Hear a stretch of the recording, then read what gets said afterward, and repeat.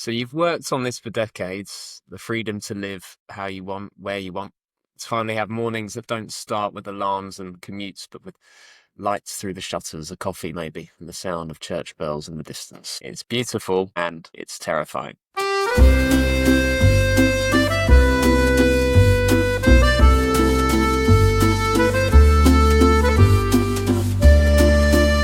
Because when the dream starts to get real, when the house is sold, the flights are booked, and the euros are waiting, that's when every decision starts to feel enormous. You find yourself asking, am I doing this right? And somewhere in the back of your mind, you imagine the people back home watching.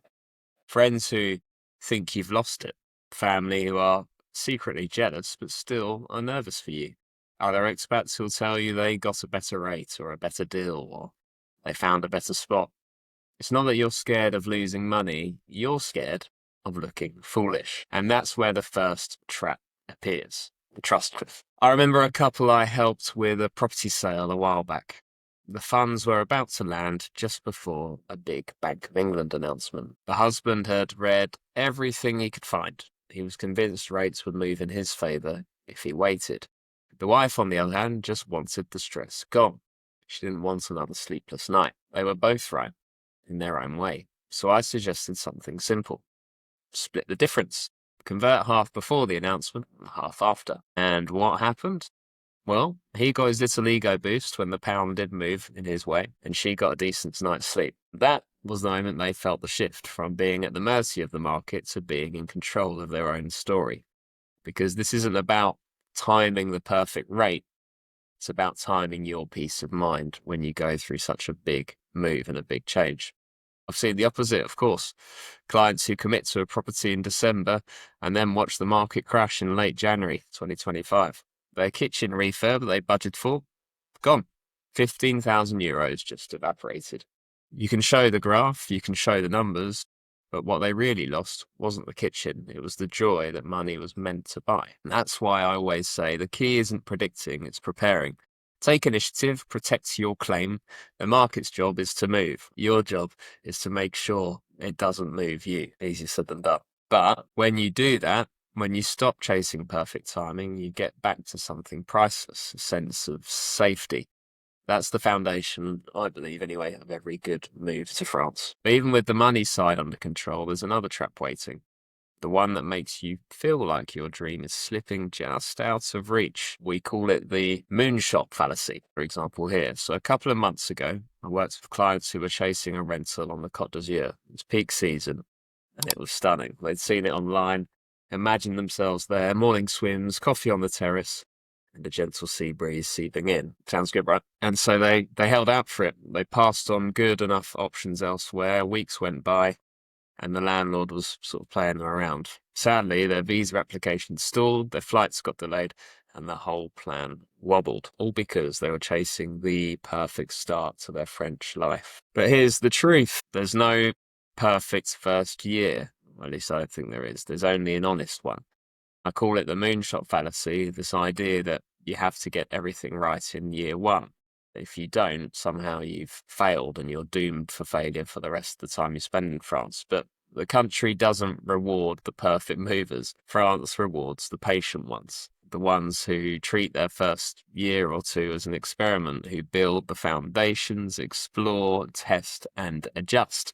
Because France shows her best self when you stop trying to control her. And that's really difficult for us Brits and Americans anyway. I often tell clients I'm begging you just to go easy on yourself. You've already done the hardest thing. You've chosen to live differently. You've got off that treadmill. Please just stop grinding yourself down again by trying to prove you've got it all figured out. It's just worth remembering you can move again next year. You can change towns. You can swap rentals, renovate later, sell, buy, rent again, whatever. You're not signing a lifelong contract here. You're just starting a relationship in a new country. Or with a new country, I should say. If you approach it gently, France will meet you halfway. But if you push too hard, I think she'll push you back. That's why so many people burn out early, not because they picked the wrong village, but because they tried to live 5 years of life in the first 6 months, So please, go easy. Let it breathe. Give the story, or your story, I should say, time to unfold.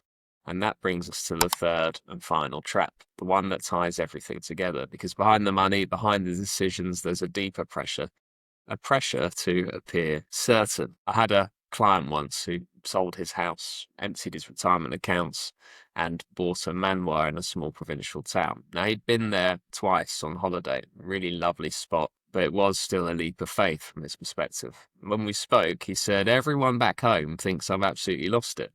And I could hear it in his voice. He felt he had to be 100% sure, even when he wasn't. Because when you've gone all in, unfortunately, there's no sympathy waiting on the other side. People expect you to be confident, composed, and certain. You just look like a bit of a fool if you're ringing back home and complaining about how stressful your life in Southeast France is.